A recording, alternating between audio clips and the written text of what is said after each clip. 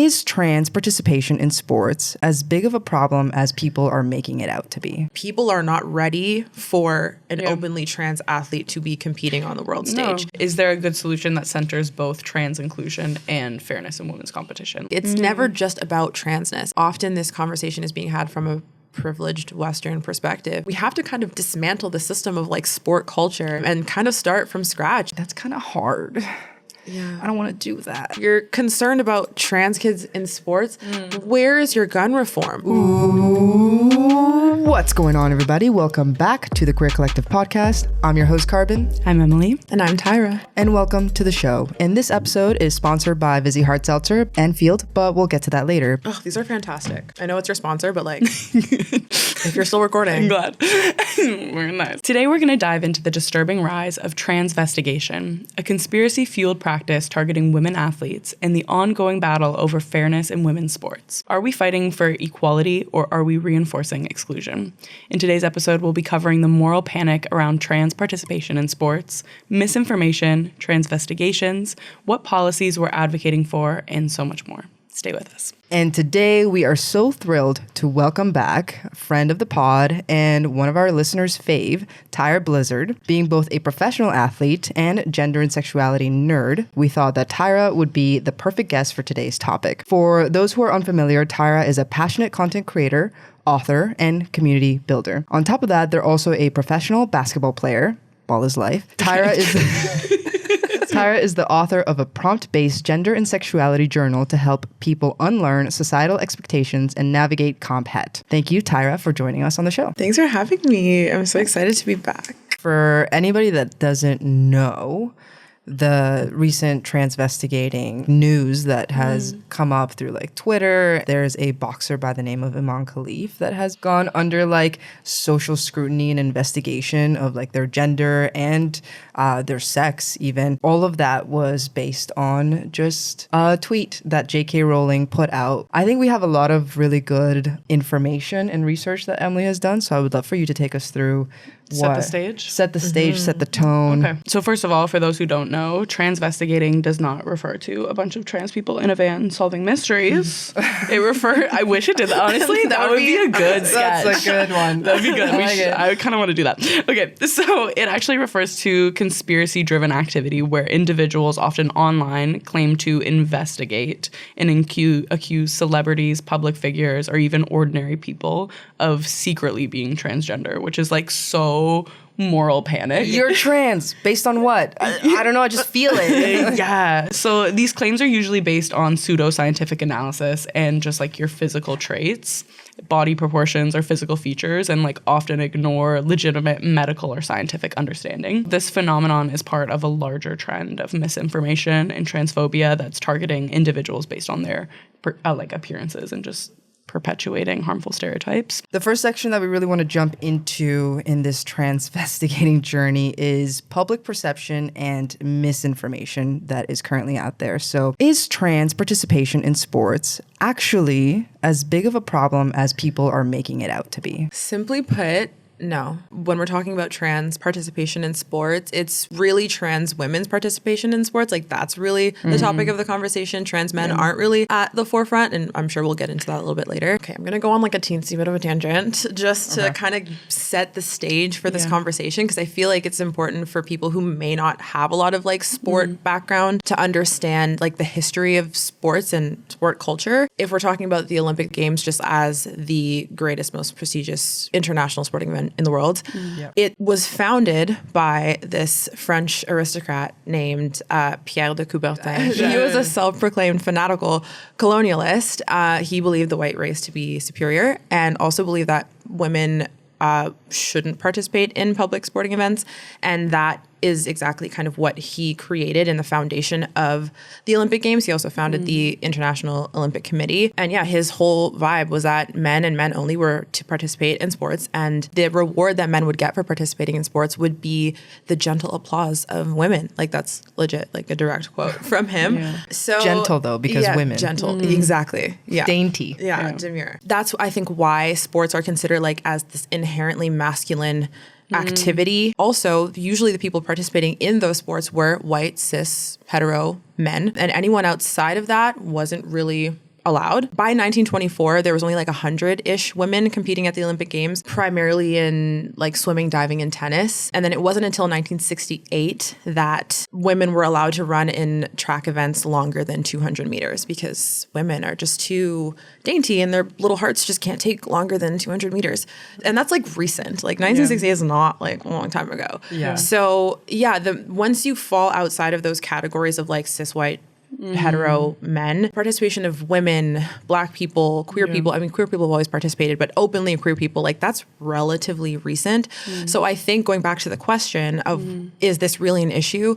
I think the real issue is that the average sports watcher isn't really prepared to have conversations about identity in sports because everyone, for the most part, historically speaking, we're supposed to be the same. Like, again, white, cis, hetero, strong men. It's either they don't really have a lot of context on like race, gender, sexuality, religion, or they're just not prepared to have that conversation in like a sporting context. So when they see it and these conversations come up, they kind of like 404 error a little bit.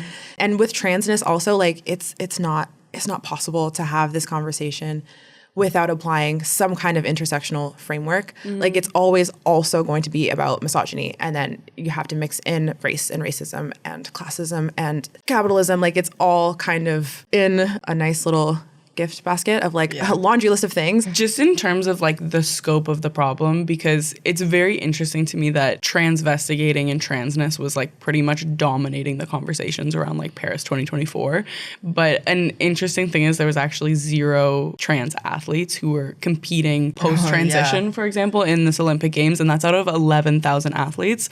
So that does kind of like call into question, how big of a problem is this? Or is this really just like a big moral panic that people are creating and fabricating out of nothing? And I think if we're even just looking at like the percentage of trans people in our general population, it's a very low number in general. In the grand scheme of things, like it isn't the problem that people are making it out to be. Beyond that though, like stating the fact that there's like technically 0 trans athletes in the Olympics, like it's not entirely true. Like there are 2 trans athletes who are identifying as trans, which is Nikki Hiltz and Herji Bakiaden, and they're a runner and a boxer, and both of them identify as trans masculine, but have both like delayed their transition so that they can continue to compete. Nikki Hiltz specifically came out as non-binary trans in 2021 and has been outspoken about the World Athletics anti-trans guidelines, which they say has limited their ability to access healthcare that affirms their gender identity. And the quote from them is really like, going to the Olympics is such a dream of mine, but it's also such a dream of mine to take testosterone or grow facial hair or have top surgery. And so I think sometimes I can really resent the sport. The fact of the matter is that there are 0 trans people that are even a part of this conversation. It's just like people that others deemed as trans based on vibes and not like actual evidence. So why is this such a polarizing issue in your opinion? I do not understand. It doesn't make sense to me why this is such a massive issue, especially when there are no trans people present in the room. Like that's where I'm like, there's no consistency in the argument. It's like, is it about chromosomes and biology and physiology, or is it about physical appearance? Because both of the arguments have been made. I just don't really understand why people struggle to understand and conceptualize the existence of a trans person.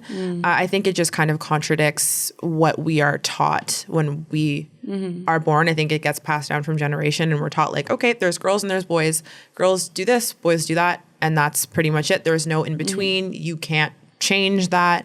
And I think people just don't like challenging their pre-existing beliefs. It's way deeper than that, but I think that's something that I've just like not allowed myself to question because it just bothers me. I'm just like, why can't people just vibe and live? Like truly, why can't people just live? Getting more so into the story of Amon Khalif, I think the interesting thing here is there's so much misinformation that it's actually really important to get the facts straight and explain the situation before we go any deeper. Because I was even like talking to my mom about this topic, and she had all of the facts wrong because she's like watching the news. And I'm like, so many people have been spreading misinformation about this. Oh, damn. So, not mom. Yeah. Not Michelle with 2 L's. Yeah. At the Paris 2024 Olympics, Algerian boxer Amon Khalif made headlines after defeating Italy's Angela Carini in the women's welterweight competition. Carini, who quit the match after only being hit twice, refused to shake Amon's hand, later claiming it's not fair. And she was like doing this in tears to news reporters. While Carini would soon express her regret for her actions, the damage was done. The story quickly escalated when media outlets reported that Iman had failed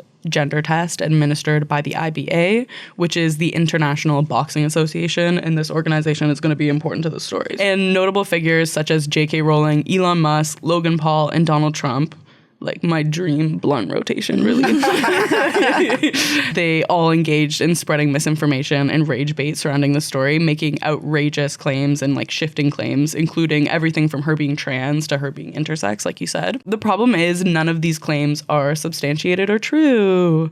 A man was born a woman, has a passport stating that she is a biological woman, and comes from a country where you can actually be persecuted if you're trans. Yeah, that's something that strikes me as like such a wild thought that you put two and two together, that this trans athlete from a country where being trans is illegal, you can be persecuted for it. They, as a country, would send a trans athlete to represent them in the Olympics. Yeah, so to be clear, no one in the story is trans, no one's intersex, and no one has XY chromosomes or high levels of testosterone even.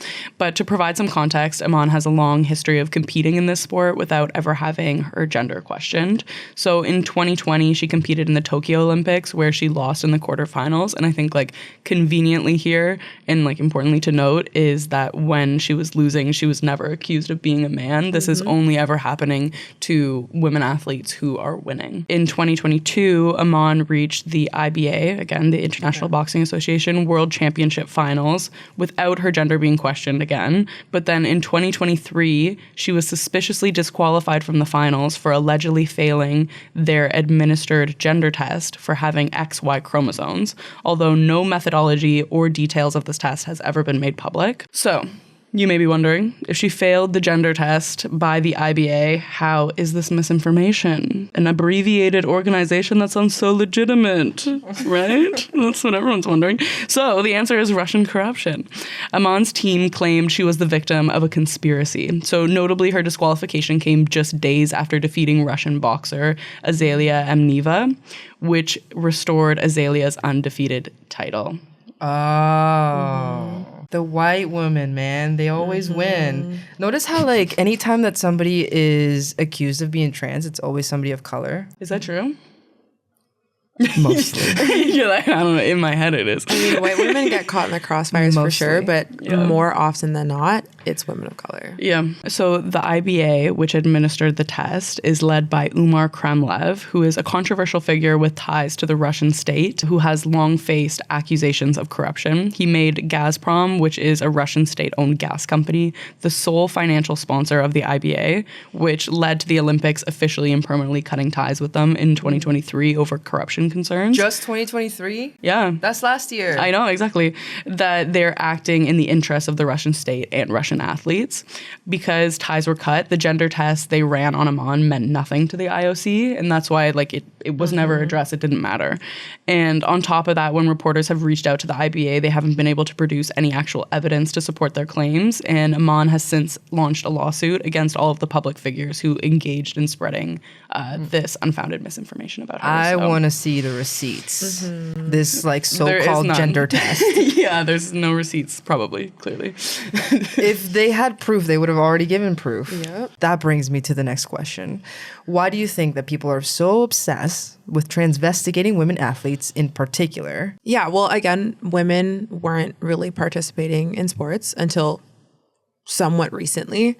So already there's an issue with women participating in something that is supposed to be inherently masculine. When women succeed, when women do well, when women perform well, it's seen as like this kind of anomaly of like, you're not supposed to be good. So you must be a man. You must be a man if you are that good, because you are supposed to be in the kitchen making my food and raising my children. The fact that you're out here excelling on a world stage makes me uncomfortable, because me as a man eating my potato chips and watching my football, like the fact that you are more capable than I am there must be something wrong. There's something wrong with that because inherently I am supposed to be superior to you. When talking about women's basketball, there's a reason why I haven't talked about it as much on my platforms in the last few years. And I've started to, but it is quite literally more difficult to talk about than it is to talk about race and racism. I kid you not. Because the moment you utter the words women's basketball, it's like the floodgates open and people are like, get back in the kitchen. Women suck. The women's game is boring. No one watches it. That has changed over the last couple of years. Women's sports in general are on the rise. On the rise. It's beautiful to see finally because there's mad about proof.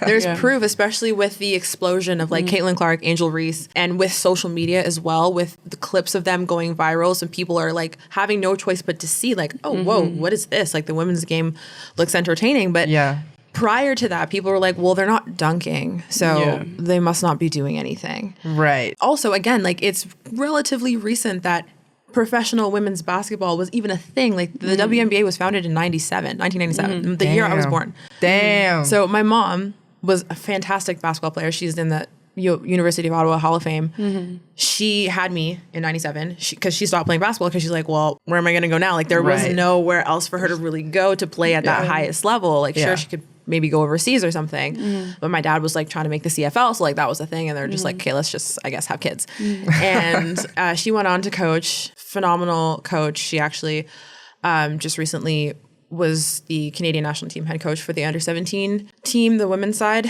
and they just won Canada's first ever silver medal at the FIBA World Games. So like, just to shout out my mom. So she's doing amazing with coaching. But again, that's just to show that like women's basketball is still very young. And that's in the States. Like Canada is even further behind when it comes to professional sports. People are still getting used to seeing women excel in sports. And sports that aren't sports like beach volleyball, where they're in a bikini. And even now, like the Norwegian beach volleyball team protested this and they were fined 1,500 euros for not wearing the bikini bottoms because they were like, well, the men get to wear a tank top and shorts, and why do we have to wear bikini bottoms that are riding up our ass and we're like literally jumping around in the sand to objectify? Exactly, because sex sells, unfortunately, and women's basketball is a harder sport to sexualize because naturally the women are tall, muscular, and wearing baggy shorts and a jersey. It's like they're not going to have us playing in like mini skirts, so it's harder to sexualize. I mean, that makes sense to me. I feel like there's a reason as to why certain sports women's sports in particular, are far more accepted, like socially, especially amongst men, than other sports like gymnastics, where, you know, you can get a tight little leotard and you can show off the body, and that's still, even though they're a lot more muscular than somebody who's playing beach volleyball, for example, it's still like a sexualized sport as well. It allows them to like perform femininity in a way that is very socially acceptable and like palatable for people. And I think things like rugby, basketball, soccer, like all of these things, it's much harder. You're building a lot of muscle mass. Like you're not gonna look what society's like definition of this like soft feminine woman is. Like it's going to start changing your idea of what that can look like. But we have seen some proof now start to come about that women's sports that are not so easily sexualized, like basketball or like women's soccer, for example, can have a really high like view rating and people actually want to watch it. I mean, definitely the gays want to watch it for sure. Baseline. And then going from there, I think there's a lot of like straight people and like allies, etc., that are now starting to recognize these sports as like really entertaining and great to watch. And honestly, I mean, especially in the US for like soccer in particular, like the women's league is far more entertaining and wins way more games than the men's league. So it's like, why wouldn't you watch it? I would love to share one of J.K. Rowling's tweets in particular and kind of like touch on like the energy of some of these other like influential figures' tweets were, because I think it gives us more of an idea of like what kind of narrative they're trying to string together. But one thing that was really like a big visual aspect of this misinformation campaign was that photo of Angela Carini crying, like right after she gave up the match, and like Amon's trying to like comfort her and is coming in behind her. In that photo, like people are seeing a European, very feminine looking woman in distress, like weeping. And then there's a taller, dark-skinned woman who's like behind her trying to comfort her. And for me, when I'm looking at it, I'm like, she's trying to console her. She's being a good sport. Like that's the way I'm reading it. And I feel like any other like sane, rational person would see it that way too. But I feel like the way right-wing media is trying to take it is like, I'm going to read J.K. Rowling's tweet because this kind of sums it up right here, but it definitely is like stringing together a lot of misogyny and racism. So J.K. Rowling tweets, "Could any picture sum up our new men's rights movement better? The smirk of a male who knows he's protected by a misogynist sporting establishment, enjoying the distress of a woman he's just punched in the head, and whose life ambition he's shattered." You're talking about somebody who's getting punched in the head in a sport where you the goal is to punch somebody in the head. Like that is absolutely the goal. You're watching boxing. Like what do you expect? Yeah, and everyone's a consenting party in this. Exactly. Yeah. Like that is what you signed up to get punched in the head. Yeah. And then you just shattered their life ambition. It's like, I think a majority of people who go to the Olympics are going to have their life ambition shattered. There's very few winners. There's only a few winners. Majority lose. Yeah, like that is what the Olympics is. Yeah. Another like really big piece of this too is I feel like all of these parties, especially once we start having like Donald Trump, Elon Musk, and like Logan Paul start chiming in, I'm like, okay, a lot of these people are up on this high horse claiming to be like so against violence against women and stuff like that. Like Logan Paul said something along the lines of, this is like the purest form of evil. For me, I'm like, okay, I don't actually see any of you genuinely caring about women's rights or safety or any of these things. Yeah. Like you're just spreading misinformation and actual like hate against trans people. Like, when it comes to like women's rights and like protecting women's, like what about the one that you're throwing under the bus? Yeah, it's never been about protecting women. Like these Donald Trump, Donald Trump, Elon Musk are what all of a sudden now just like women's rights advocates. Like give me a fucking break, pardon my language, but like no, if they really cared about protecting women, then they would have used their Twitters, they would have used their platforms to send millions of people toward Steven van de Velde. He's a Dutch volleyball player who's a sexual predator, literally convicted of trigger warning assault. He was convicted of raping a 12-year-old girl in 2016. He was 19, she was 12. And he went to jail. He spent over a year in jail and he was allowed to compete. Yeah. Where was the mass protests? Like, and there were protests, like there was outrage about it, of course, but it's like, why didn't you use your platforms to tweet about him and to get him and the Netherlands committee or whatever to get him removed? But he was fully allowed to compete and do his thing and it was fine. But again, he is a white cisgender male from a predominantly white European country. That's the difference versus an Algerian woman. Period. Yeah.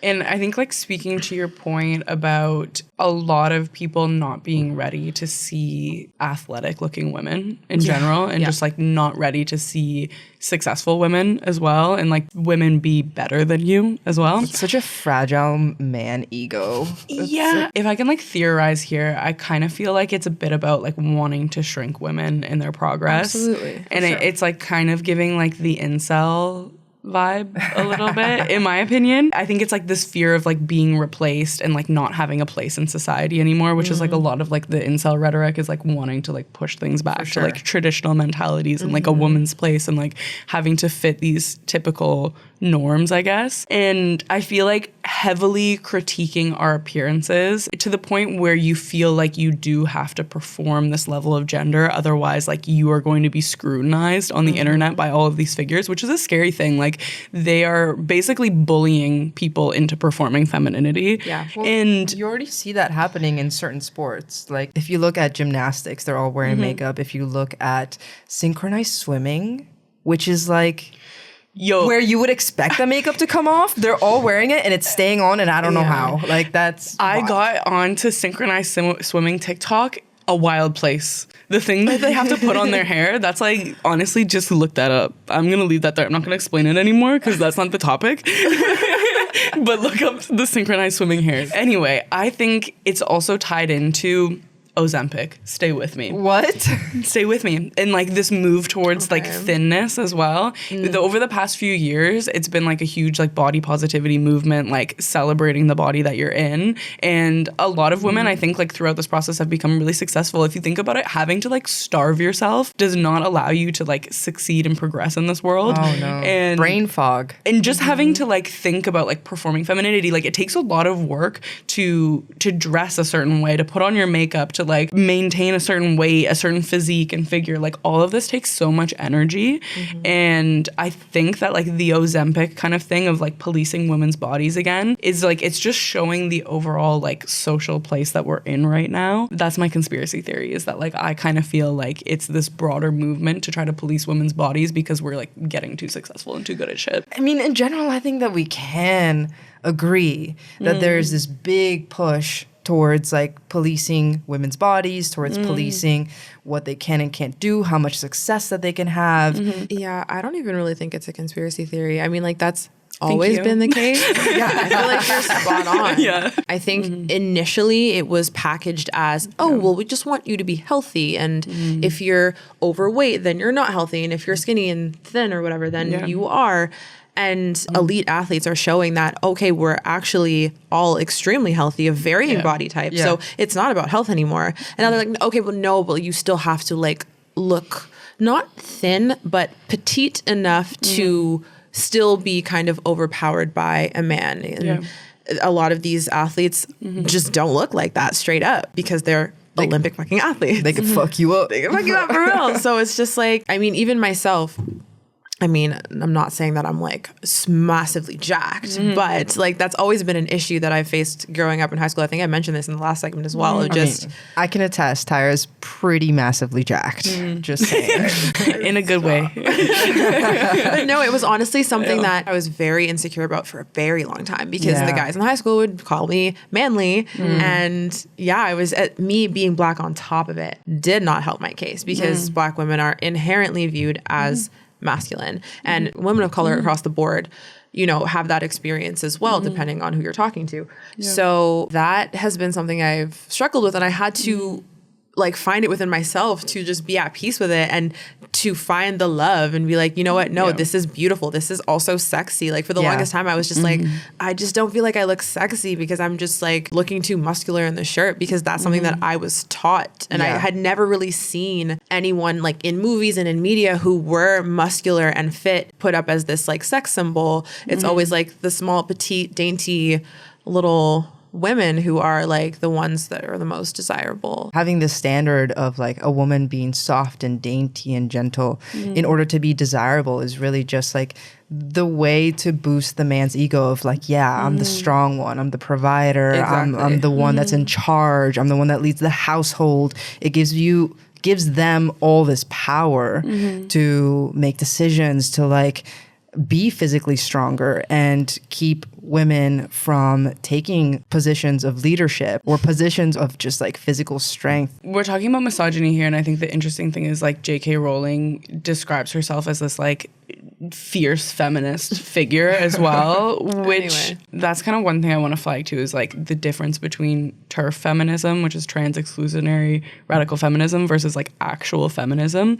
And I think people like this and the right wing really like to like quote her a lot and use her talking points and things like that, because I think it's really helpful for their narrative to be like, see, a feminist like agrees with us. Although they want you to believe that feminism is in your best interest, I don't think TERF feminism is even in the best interest of any cisgendered woman, even if you're like a trad wife, in my opinion. Like, I don't think it's ever in your best interest. And it's like, honestly, it's giving Handmaid's Tale to me. Oof. Even if you're a transphobe, in my opinion, like it takes away your autonomy, your freedom of choice as a woman to be restricted in this way where you start to get your body so heavily criticized to the point where you can't just exist and make your own choice. Like what most like actual feminists are advocating for is for everyone to have a freedom of choice of how you want to live your life, how you want to look, whether you want to be a trad wife. Like there's this whole narrative that like feminists are not okay with trad wives, and that's like couldn't be further from the truth. It's like whatever life you want to live is good, and that's like the whole point of feminism, that like you can be whatever you want to be and the choice is yours. And I think like the biggest red flag is the fact that someone like Trump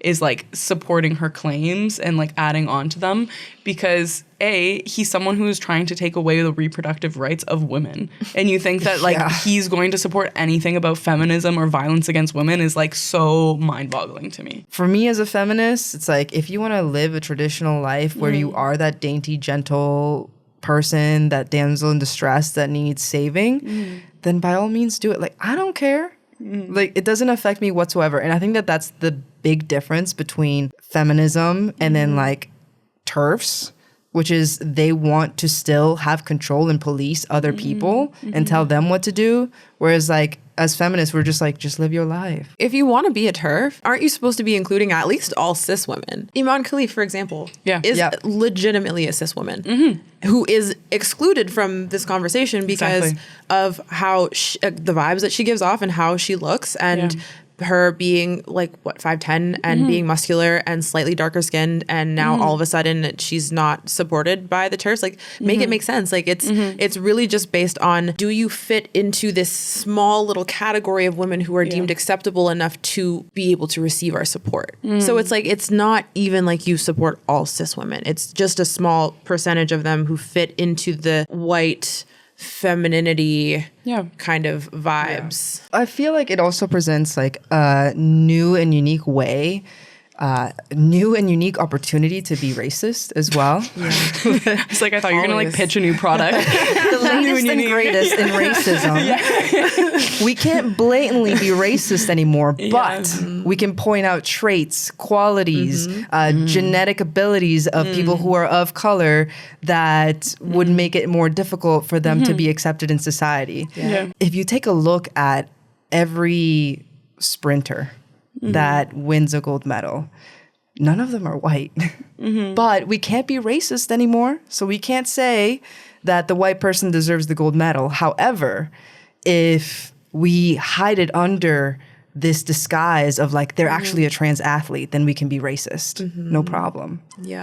For the white people who can perform that level of like femininity, in my mind, like eventually they start to restrict and like strangle and suffocate your rights to a point where it is going to affect you one day. And like I think waiting to be part of a movement until it's directly affecting you is like very lame and cowardly. Okay, the last point I want to make here is really just that I feel like they're contradicting themselves as well. Like all of these right-wing people who specifically, and we see it in a lot of our comments too, it's like they want to claim that gender is absolute and it's the same thing as sex, and you can't exist outside of that because it's just like what your genitals are. First, it's you have to have certain chromosomes to be male or female, or you have to have certain genitalia. And right here, they're like, actually, fuck all that. You just have to look a certain way for me to judge you, and then that's what determines it. Which I think is tea, because at the same time, they're going to say like Iman Khalif looks so masculine, therefore you're a man.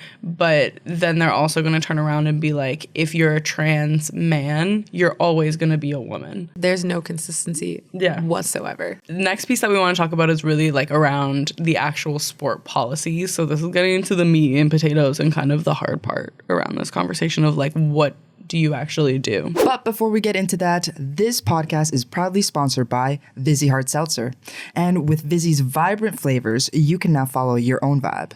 For those of you who know Queer Collective, you know that Vizzy has been a longtime supporter of us and our mission to create accurate and positive representation for the entire queer community. So if you are a hard seltzer drinker, we highly recommend drinking and supporting one that you know also supports the queer community. These past 7 months, we've been having a really incredible time exploring ethical non-monogamy in our own relationship because we're dating. And a huge catalyst for this change has genuinely been exploring things on Field. For those of you who don't know, Field is a dating app geared towards polyamory, ethical non-monogamy, and kink. If this sounds like something you're interested in exploring, we definitely recommend downloading Field. That's FEELD. And now, back to the episode. I'm going to talk again. Sorry, everyone.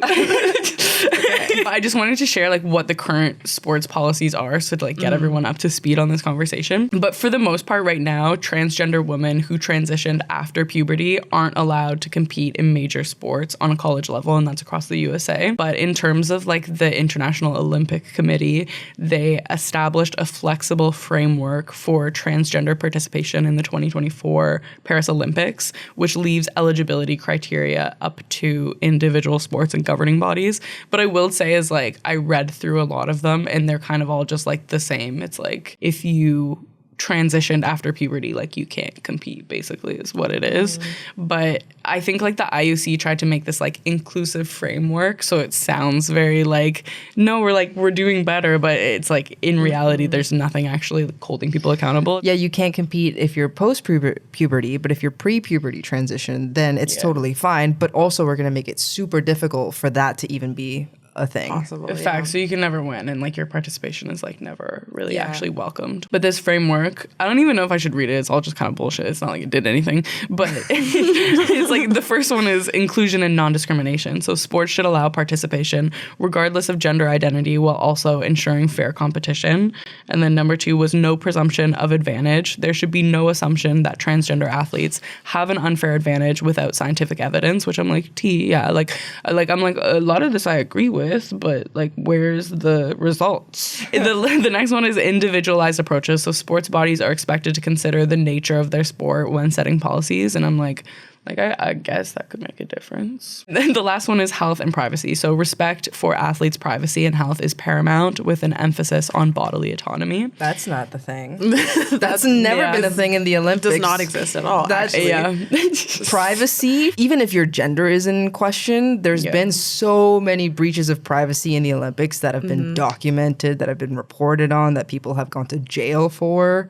Yeah, for like sexual assault and those types of things. Minimum. Yeah, and I mean, we'll get into like the history of sex testing. Like it's very invasive. But the last is periodic reviews. So policies should be reviewed regularly to reflect the latest scientific and social understanding. And this kind of framework replaced their earlier guidelines that required transgender women to maintain a testosterone level between 10 and 12. I don't know what that is. NMOL? Nanimals. There we go. We got someone intelligent here. 12 months before competing, and previous rules that mandated surgery, which I mean, like, that's also something else. Like saying, like, you have to, like, hit these certain levels of a transition. I'm like, interesting. And then, of course, like, the other frameworks, I'm like, honestly, a lot of it was just, like, barring transgender women altogether is the policy. And then on the other side, it's like there isn't really any restrictions on trans men competing in the men's category because they don't see there being any advantages to that. Right. But it's all in the testosterone then. Yeah, but I think kind of like that earlier story that I was telling about the runner and the boxer, like Nikki, is they chose not to transition because they wanted to compete in the women's category, which I mean, like, I feel like that does signify that even these athletes are indicating that transitioning before puberty versus after puberty, it does make a difference in terms of like your performance, your ability to perform and be in a men's category versus in the women's category. Specifically with the policies. Yeah. It really bothers me because first of all, it depends on the sport. Yeah. In terms of like who has a genetic advantage and who doesn't. And also, I understand that like we're talking about testosterone and how it's like such a powerful hormone, whatever. But we never talk about the male athletes who have a whole laundry list of genetic advantages.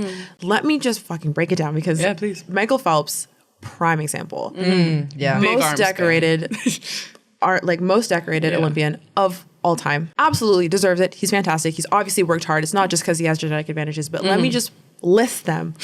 He's 6'4", but his wingspan is 6'7". Yeah. So obviously he's propelling himself through the water. Yeah. So that's number one. Number two, he has like 15% more mobility in his ankles compared to like the typical athlete. So he basically just has flippers. Damn. His ankles are double jointed, which allows him that extra mobility. He also has double jointed elbows, which allows him to get like more downward force into the water. And biggest of all, he produces half of the lactic acid of like typical athletes. No way. Wild. And for those who don't know, lactic acid is like what produces muscle fatigue, muscle soreness, and stuff like that. So that alone, wild advantages over his competitors. All genetic, all things that he didn't do to himself, that's just naturally occurring. But no one's ever questioned the validity of his performances, whether or not he should have won. He's like, what, 28 medals, 23 of them gold. Yeah, a lot of medals. No one's ever been like, well, he has all of these genetic advantages. They talk about them as if they're just like this glorious, like, wow, this is so amazing. Look at how incredible he is and all of these genetic advantages that he has. They don't even say advantages, just genetic, like, wows that he has. Someone like Caster Semenya, who's a 800 meter runner, she has one of the conditions, like they're called DSDs, differences in sex development, and her specific condition causes her to have naturally elevated levels of testosterone. That's it, just elevated testosterone. Yeah. And she has had issues with gender testing and investigation since the beginning of her career, since she was 18. Yeah. She's 32 now. She's been dealing with it her whole entire career. As of 2019, she won 2 gold medals. Yeah. But as of 2019, she hasn't been able to compete in the 800 meter. And she had to go and file a discrimination suit in the European Court of Human Rights and stuff. And she ended up winning, but she's still banned from competing in a lot of major events. So she's still fighting against this just because she has naturally elevated levels of testosterone. She can compete if she does a bunch of stuff to lower her testosterone levels. But again, someone like Michael Phelps, who is, again, American, white, cis, male, tall, muscular, like America's sweetheart, like for athletes and men, right? Yeah. Going back to Pierre de Coubertin, the father of the modern Olympic Games, that is who he wanted competing in his games. Yeah. So someone like Caster Semenya, who's a South African, dark-skinned black woman, is not someone that they really wanted to kind of like put up on that pedestal. Once you dip outside of the categories of white, cisgender, heterosexual, upper class, American, Western, whatever, male, all of a sudden people are looking a little bit closer into like, what are your qualifications? Like, did you really deserve to be here? Or like, did you just cheat somehow? What is determined as a genetic advantage that needs to be changed or that would, permit you to be banned? Because Phelps's advantages are like totally fine, but I feel like if you were to take those advantages and put them into someone like Caster Semenya, let's say that she's a swimmer now and she has these advantages, is she going to be able to win all those titles and have nobody question it? Absolutely not. Yeah. So that's why I'm just like, these policies, like, I get it to an extent, but also they're kind of bullshit. And also men who compete in the Olympics that have naturally more highly elevated levels of testosterone don't get flagged for the same thing either. At all. Interesting. All. You've never heard a case of like that. That's true. Never. That's tea. It's like, why are we so hyper focused on testosterone levels? It's like you're born a woman. This is still naturally occurring. Exactly. I think the only thing really is that testosterone is associated with masculinity. And like, once again, you're not fitting into this box of femininity. And I think like the example you gave is like just, it's like a really good example of like how you can look at privilege and white privilege specifically. If we think about it, if it were like a different hormone, if it wasn't testosterone, if it was something that wasn't, specifically associated typically with men, like, would it be the same conversation? I don't know. It's just like, again, people think testosterone, man, that's like the one hormone that people know. Half these people don't know shit about anything about biology, physiology, nothing, no degree whatsoever. And just feel like they are all of a sudden these like scientists, these physiologists, these biologists who just like know everything about the human body, when that they literally only know, they don't even know what estrogen is. They're just like, yes, testosterone, man, you have it, therefore, you have it, first of all. They don't even understand that, like, we all have testosterone. Women have testosterone. Women have testosterone. They don't even know that. So it's just like, please spare me this whole conversation about you have elevated levels of testosterone, which means you're not woman enough to compete against other women. Like, what does that even mean? Who is like, that goes back to the question we were talking about last segment of like, what is a woman? Who is deemed woman enough? Because it's not about how you look. It's not about phenotype, apparently, but it is. It's not about the chromosomes, but it is. And it's not about the hormones, but then it is. It depends on who you're talking to and like what day of the week it is, I guess. Yeah. Conservatives really love to pounce in the comment sections of like, this is a woman, this is a man. You can't say that you're not a woman or not a man because you have this, you have that. You have this female genitalia, therefore you are a woman, you can't change it. But then when it comes to them making their own arguments against a case like Iman, then it's like, what are we actually going off of? Then they can't make up their minds. Yeah. I see it in the comments all the time. You can't decide what you are. You can't decide what a woman is. You people can't make up your mind. You're everything that's wrong with society because you keep changing labels and you keep changing what a woman is. Like terms have definitions, etc. But then when you ask them, okay, well then what is a woman? They can't identify it either. Once we start unpacking our understanding, generally speaking, our general understanding of gender and recognizing that it's not as simple as XXXY. There are people who fall in a different category and don't have XX or XY. So people don't even understand. There's a hell of people who don't know that even exists, and that there are people who don't have either XX or XY. They may have XXY or XYY or whatever. I think there is a lot more work to do just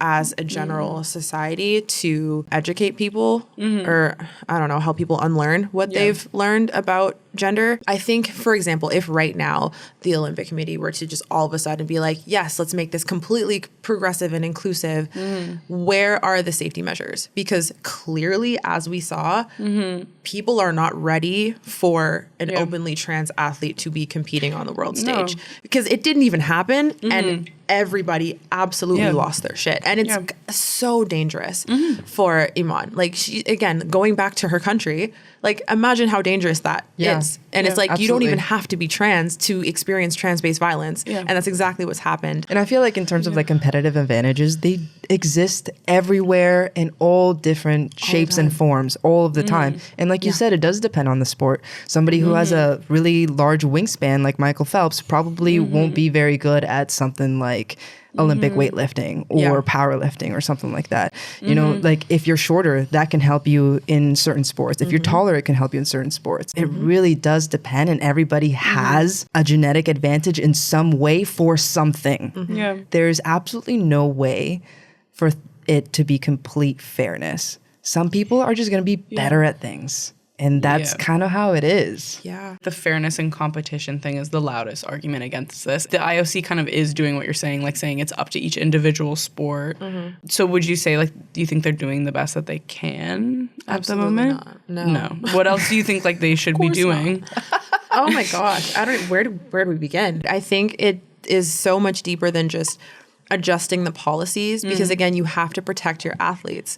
So it needs to start with like education. I don't know, like sporting culture as a whole needs to start to change. And the Olympics committee, the Olympics as a whole has the platform and the capacity to start making those changes. Like, imagine if they started making more inclusive statements, throw a couple pride flags out there and make that be like standard.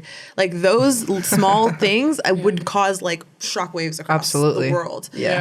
But they have the platform to do it. So it's like, you need to start there before you start adjusting your policies, because you can all of a sudden open everything up, let anybody compete. And now all of a sudden, I don't even want to think about what that would look like for the athletes in the, over 63 countries where it's completely illegal to be any kind of queer or trans. In many countries, punishable by death. So it's like, you also have to consider that. As someone competing in women's sports, do you think, like, this whole argument around fairness and competition, and that there is an advantage for someone who went through puberty as a male, is there an advantage there that you think there should be some kind of regulation around, or what do you think should be happening? I don't know.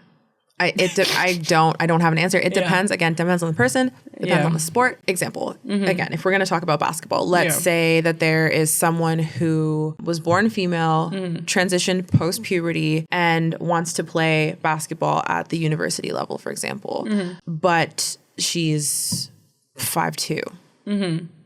Let's say like 5'4" or whatever. Like, hey now, you know, listen, I know plenty of other point guards who are 5'4", okay? And you can be really good. You can be really, really good. I'm not saying that you can't be good. And it's not just about height, right? Like, there's so many other factors. Again, there's so many smaller guards who are absolutely fantastic. But it doesn't automatically correlate to, like, you're going to be the best athlete in the world.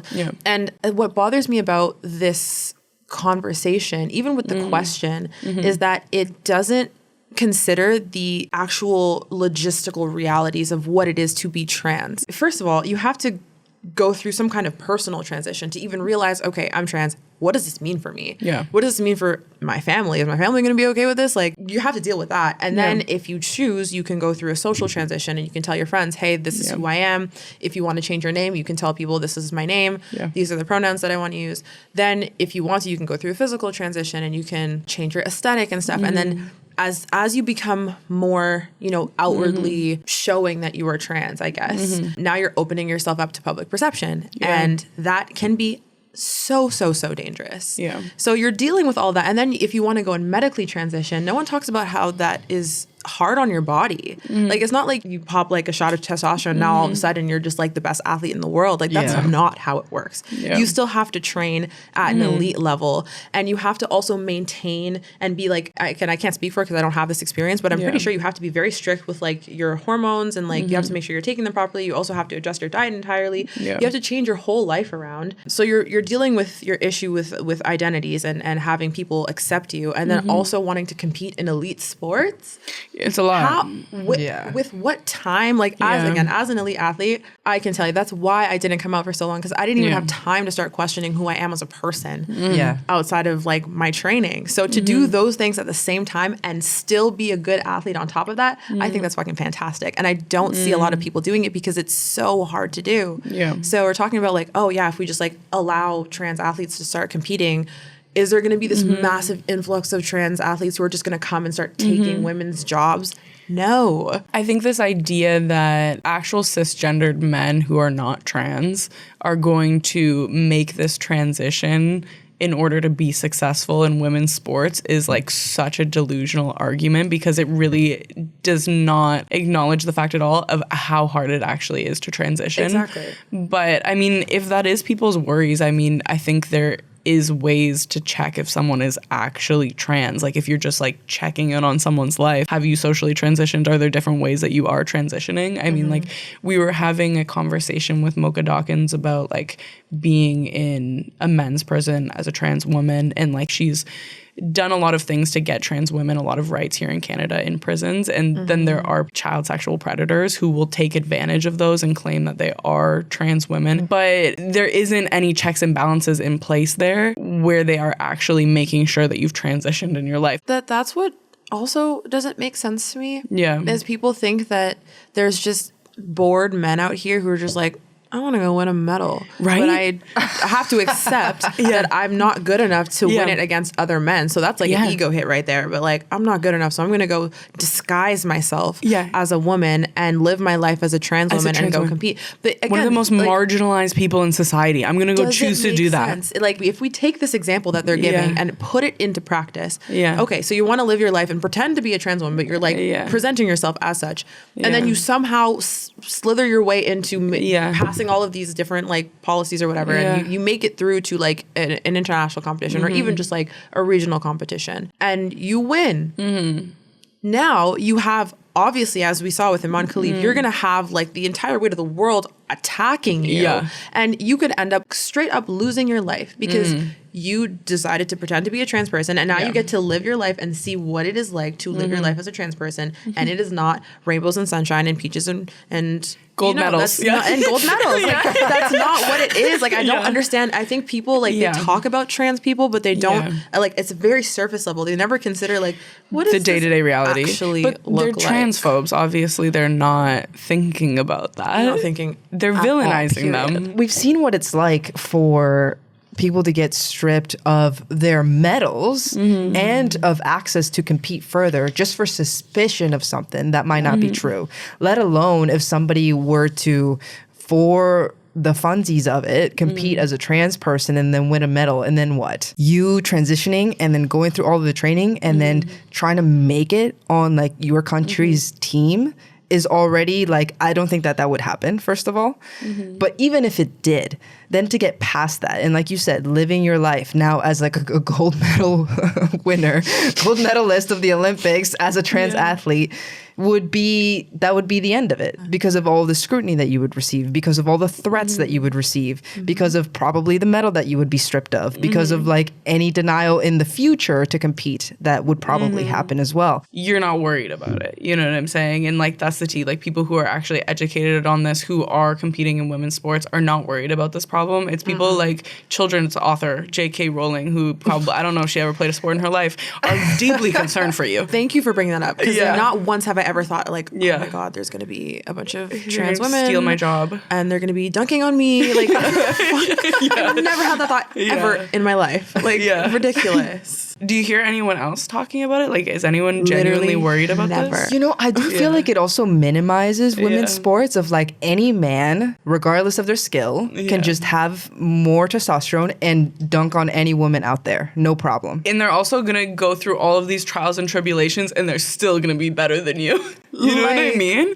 Sorry. Yeah. And I think that's also why it's not really something that we're thinking about, because we're like, try it and see. Yeah. Like, they really do underestimate us as athletes. It's like we put so much like blood, sweat, and tears into this. Like this is every day. Because people have these conversations, as you mentioned, someone like J.K. Rowling, or just like the average person on Twitter clearly has not played a sport ever. Or if they have, it's like, I don't know, they're playing pickup at like LA Fitness. I don't know. Because like truly to compete at an elite level, first of all, if you want to have a job, good luck. Like, yeah, I'm working full time right now while trying to train. I'm not even playing yet. Once I go play, I can't work full time. I got to go even to part time. And that's going to be really tough because it's every single day. You have multiple workouts, morning workouts, evening workouts. Your whole life revolves around the sport. If someone wants to like just completely drop their life to just decide to go and become an elite athlete, they talk about it. I'm going to say something. Stay with me. I'm hoping that, I don't know, the commenters are just, give me a second, okay? Before you start commenting. Let go of your keyboard. Give me a second. Hands off. Yeah. It reminds me of the abortion debate and conversation. Not anything to do with the actual abortion, but it's like a common pro-life argument is, well, just give the baby up for adoption. Like, just keep and give it up. And they never consider, again, the realities, the logistics of what it is to nurse and like birth a child. It's 9 months, and sure, you could have the most seamless, amazing, cool, chill pregnancy, but you could also have a grueling, difficult pregnancy and have a laundry list of health concerns. And many, especially if you are any kind of woman of color, you can pass away during childbirth also. Like, I personally don't know anybody that has had a seamless, no problem, like I just went for a pee and the baby came out, like type of birth. Yeah, it's like they don't really think about what is this actually going to look like and how expensive it is. Like in the States, you could pay like up to like $100,000. This is not even an exaggeration. $100,000 just to birth the baby if you have a bunch of complications. If you don't and you have a childbirth, it could be like $20K. Minimum. Yeah, dude. So it's like they're not that's considering house, like bro. that's how who's affording that. Like again, like oftentimes these people are having this conversation from a very much surface level perspective where they're not considering, okay, if we were to put this into practice, what would it actually look like? And does this make any sense? It doesn't. That shows that the people making policies are so far out of touch with people who it's directly going to impact. They just know anything that they don't know anything that they're talking about because they've never gone through it. Yeah.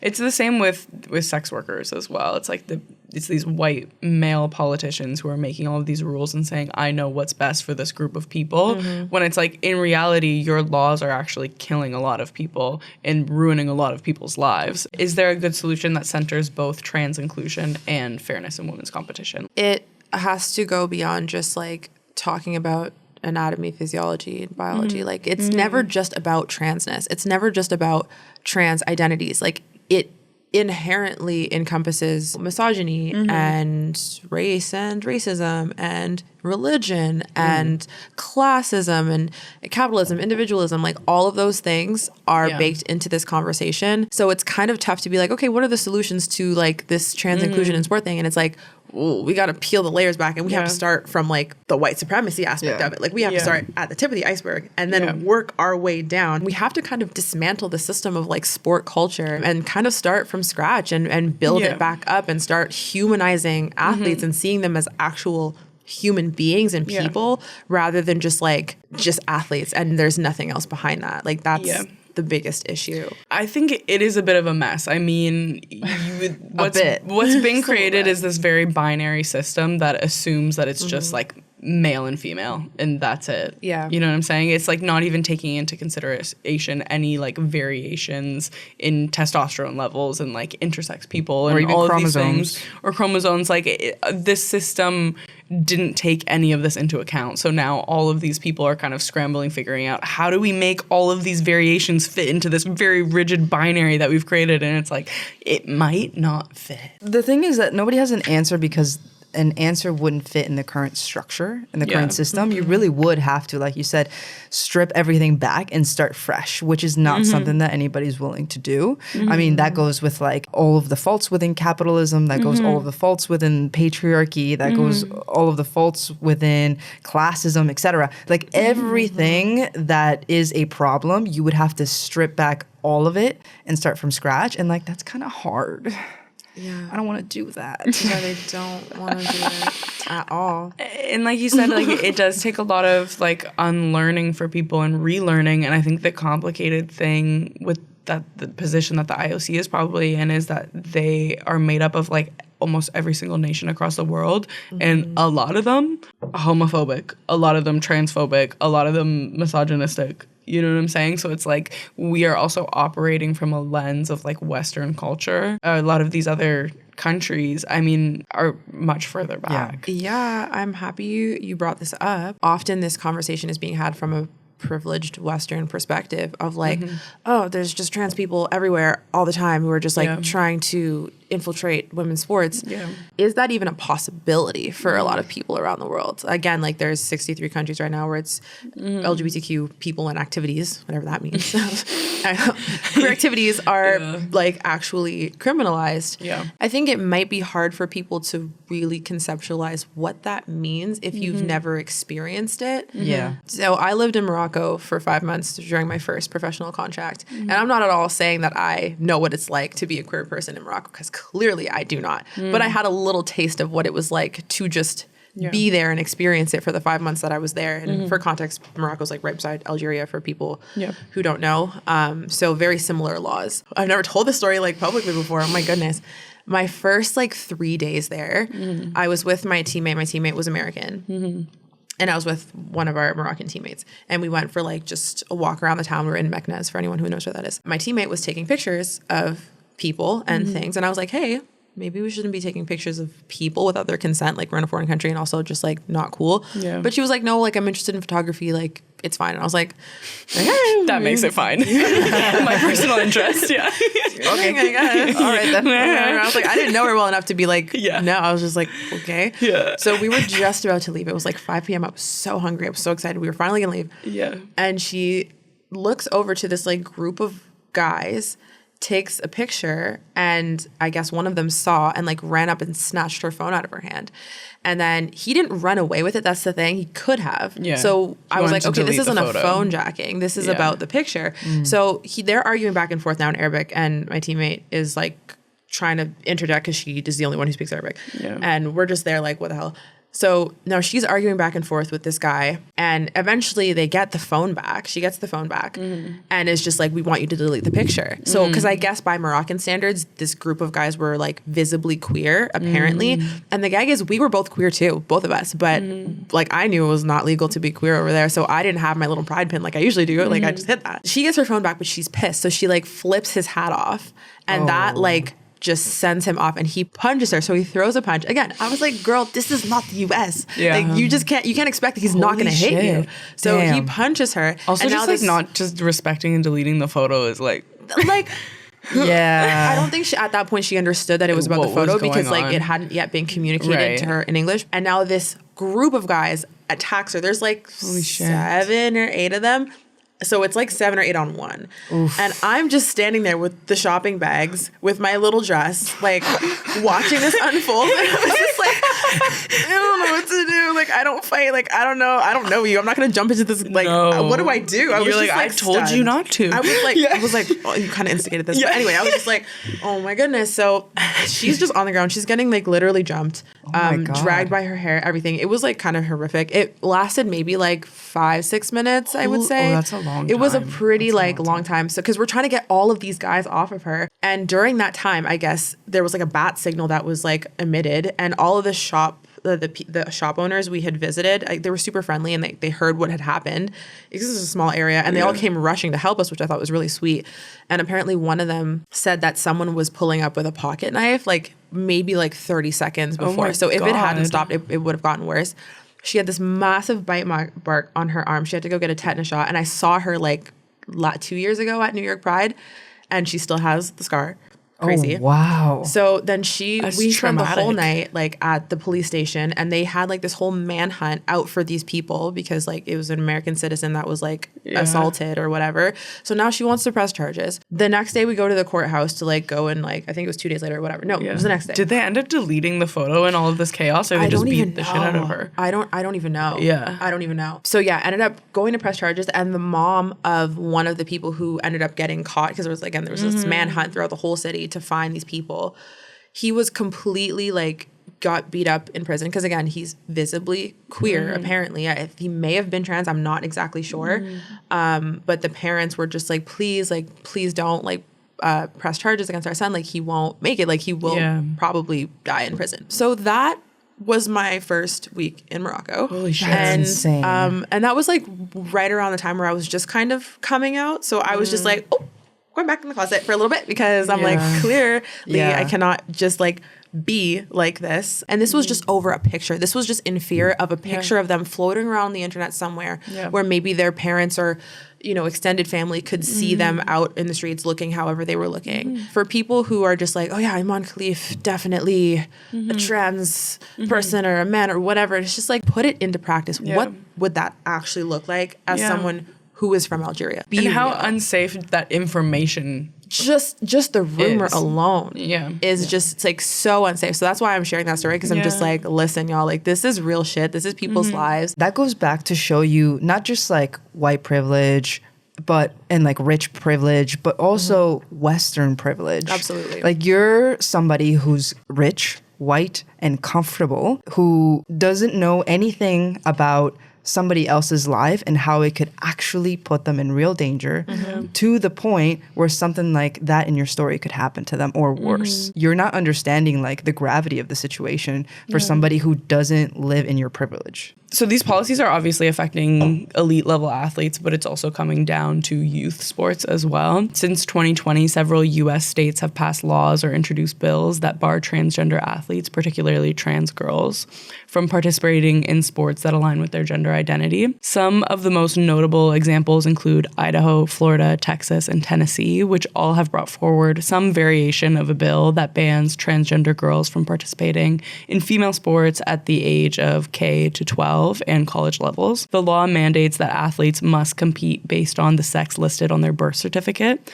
and it allows schools to demand proof of a student's biological sex through various means, which is like the creepiest thing ever. Yeah, I think it just leads to the transvestigating of children. I mean, it's already horrific to think about, but like for children, like that's so traumatic. And there's a specific example last year in Kelowna, British Columbia. There was a 9-year-old competing at a track meet and had like a pixie cut. And there was a parent volunteer who was like, why is there a boy competing in the girls category? And just like immediately demanded proof that this little girl was in fact a little girl, and was like verbally accosting her and her parents in front of everyone, claiming that that's a boy, not a girl. And then calling him and the wife were like calling the parents genital mutilators and groomers, and like all of this is just happening like out in the open. In front of the like, kids. In front of the Wow. kids, demanding her paperwork. They're like, where's her paperwork to prove that she's actually a girl? And that's just because she had a pixie cut. That's insane. So it's like they're opening the floodgates for this to happen. And it's like, again, what are these various means that they're going to use to prove that these children are in fact the gender that they say they are? Like that gets into very murky territory. So many of these people are claiming that they care so much about like protecting children as well. It's like, hello, there's been so many cases of like child predators, even if we're looking at like the Olympic women's gymnastics team as well, like that whole scandal. And just like there is so many scandals similar to the Catholic Church of child sex offenders, and opening up this like potential like sex testing situation or like checking someone's genitals, or even if it's just their passport, whatever, it opens up a lot of floodgates for someone to have access to a child's body in a way that they absolutely fucking should not. And it's like based on what? Like if they emit vibes that they may be trans. And it's just like, well, what if a kid is just trying to experiment and like wants to try short hair one day? Yeah. Or there's a boy who wants to like grow long hair or whatever. And now all of a sudden he's getting like checked. Yeah. That is so confusing for a child. And it also traumatizing. Like, pushes them into like, okay, I have to make sure that I perform Something's gender wrong with the me. proper way. Otherwise, I'm like going to be subject to these kinds of like invasive checking and testing and investigation. And that can mess someone up for a very long time. Like imagine they are trans one day or like just some kind of queer or whatever. And like they want to start exploring with their aesthetic and their vibe and their energy. But then think back to that moment in school where like, no, like I have to perform gender the right way. That creates so many mental health issues. Protecting children where? First of all, like you said, let's focus on the churches and the schools. You're concerned about trans kids in sports. Where is your gun reform? First of all, because that is what is killing children. But you can't, like, we're protecting the children, right? So let's focus on the issues that are actually killing children, which is not trans kids wanting to play soccer. It's your gun issue. It's all surface level bullshit for some reason. And again, if we start at the top, it's white supremacy. Like that's where it's starting. And they're like, let's preserve what was initially put into place so that, you know, there can be order in our society. Like it's also kind of giving Hunger Games in like a weird way. Like I have to provide context. Otherwise people are gonna be like, what the fuck? But no, it's just like, cause you know, it's like, it's I'm just like, yeah, Hunger Games. Like whatever you say. No, it's like this group of, and this might not just be for children, but like this, it's like this group of like elites who all like are supposed to look a certain way and dress and act a certain way. And if you don't do that, then you are considered like lesser than. That goes back to like the dehumanization of like athletes, is like seeing them as just like these spectacles for your entertainment and like completely disregarding their humanity. Again, that's why it's so hard for people to talk about identity in sport, because people are like, well, no, you're an athlete and that's it. Like you're nothing else outside of that. And I think when children start participating in sports, people think it's just like a cute little fun thing and we're just going to go watch a bunch of kids like kick around a soccer ball. But like sport culture is very, it can be like community building, but it can also be very divisive. Even within kids sports, have you seen? Parents wild. Have you seen the parents? Crazy. Yeah. It is not a joke. It is not a joke whatsoever. So again, like they're trying to say like, oh, it's just like kids wanting to play sports and it's not that serious. And it's like, no, it's very serious. Sport culture is intense and it can be dangerous if it's not handled in the right way. And it comes from the parents. So the parents are now teaching their children transphobic rhetoric and to now harass the girl who has a pixie cut because the mom said that she looks like a boy, so she must be. And it's just like, we're not talking about any of the actual problems that are affecting children, which is what bothers me. Trans youth also face like much higher levels of depression, anxiety, like suicidal thoughts, all of these different things. What helps with that?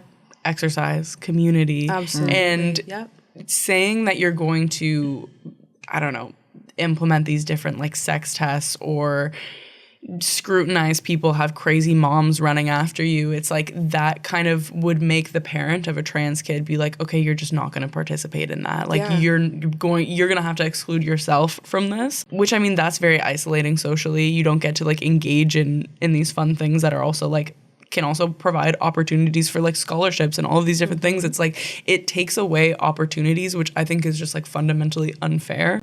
And then also going back and like circling over to these college laws and like regulations and everything, where it's saying that you have to have undergone a transition pre-puberty in order to participate. It's like, okay, well, you're also passing laws that are saying that you're not allowed to transition pre-puberty because they can't make up their mind. They're not like, this kid isn't able to make this decision. So you're actually just completely excluding trans people from sport altogether. Are you a Scorpio? No. But like, keep guessing is my favorite thing. Nope. I'm getting like a little Pisces, a little Leo potentially. Is there anything like that in your chart? No, not Leo. Yeah, that's like a little too. I mean, my rising is Leo, so Yeah. you might be That's what I'm saying. Like, I'm saying it's in there. It's not your. It's in there. It's in there. It's in there. Are you Sagittarius? Yeah. Oh, nice. Yes. So this is a very obviously polarizing topic, and we could go back and forth all day. Yeah. However, for our listeners, however they identify politically, what do you hope our listeners take away from this conversation? Two things. One, athletes are people. Athletes are humans.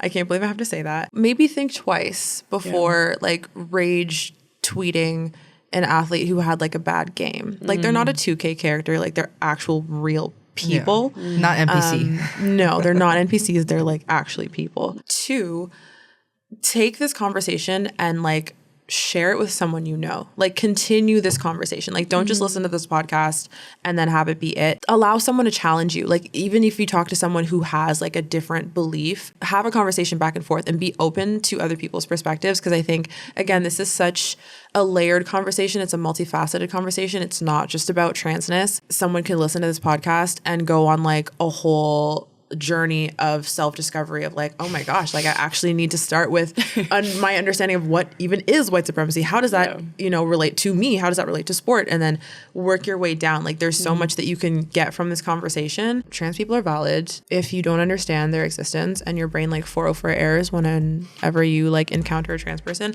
like unpack that and be like, okay, why am I unable to conceptualize their existence? Like that's a you problem, because like trans people exist, like whether you like it or not. Thank you so much, Tyra, for joining us today. And if you want to keep unpacking, to our listeners at home, we have another video that we recorded with Tyra.